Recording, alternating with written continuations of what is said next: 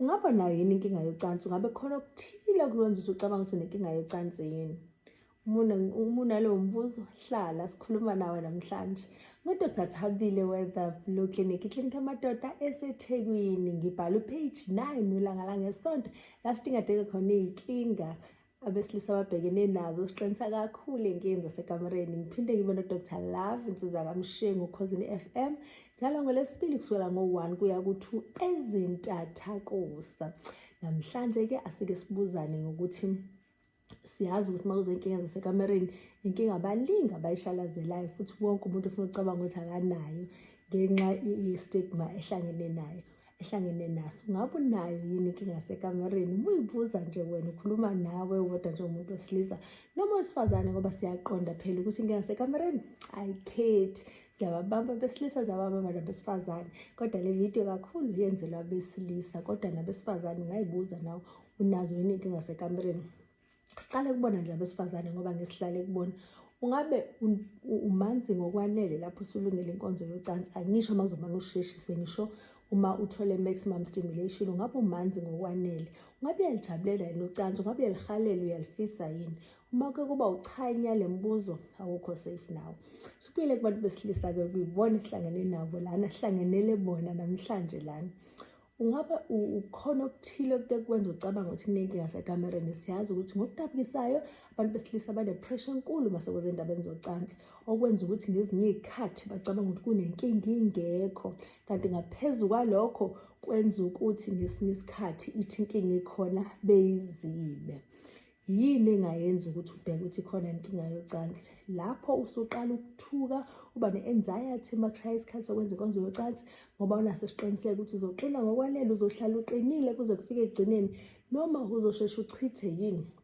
Sobona ngathi kwenzeka lezo zinto kuyakuphoqa ngendlela thizeni, gada ngenzeka ukuthi lapho usunenkinga yasekamereni.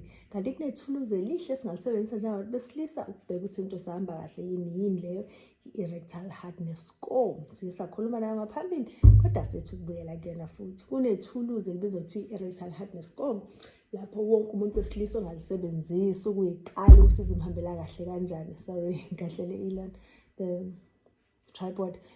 Ukuthi umuntu wesilisa ayikale ukuthi izinto zihamba kahle kanjani ukulungela inkonzo yasekamereni. Le erectile hardness score isebenza kanjena. Abangilandela kwamanye ama-social media platforms sebeyicula i-erectile hardness score. It's so exciting when someone comes to the rooms and like, oh, erectile hardness score yami ubani, because it means ngiyisho ngokwanele wonke umuntu wesilisa siyakwazi ukubona. I-erectile hardness score indlela okala ngayo ukuthi uqine kahle kanjani, noma khona yini ushintshe indlela oqina ngayo lapho ulungela inkonzo yasekamereni. Erectile hardness score inama-elements awu 5. 0, 1, 2, 3 no 4. Asiqale ngo-0. Uma i-erectile hardness score yakhe u-0, udinga ukuthi usukwavakashela eBlue Clinic. Ngoba yini? Chaza ukuthi under maximum stimulation uthintwe, waqabulwa, wenziwa yonke into engenziwa ukulungiselela inkonzo yasekamereni, kodwa akunyakazi. Sho sakho sangasese asinyakazi ngokuphelele. Mase kuba no-erectile hardness score ka-1. Lokho kuqonda ukuthini?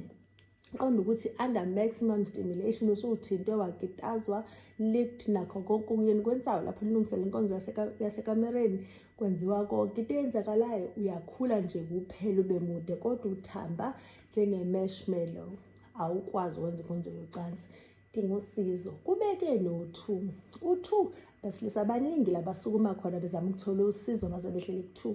Kwenzekani lapho umuntu wesilisa sek-2?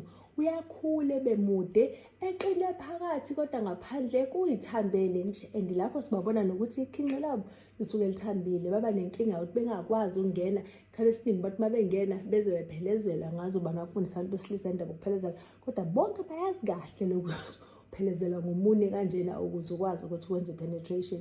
Ngokudabukisayo abaningi basukuma kuphela ngoba sebelapho. U-3 siyazi abesilisa abaningi bahleli ku-3, uqonda baqine njengobhanana, osusuka ebuhlazeni usiye ekuvuthweni. Yabona nje lo shintsho umbala between green and yellow. Yebo, baqina kanjalo. Beqina kanjalo kwenzakalani-ke lapho? Uyakwazi ukwenza ucansi, yonke into ihamba kahle. Ayikho inkinga ekubeni u-3, ikhona inkinga kuphela makade u-4 usushintshele ku-3, ngoba siyazi ukuthi noma iluphi ushintsho lenzakalayo libonisa ukuthi ngeke kusayeke ukushintsha. Mase kuba-ke no-4, u-4 uqine njengo-cucumber.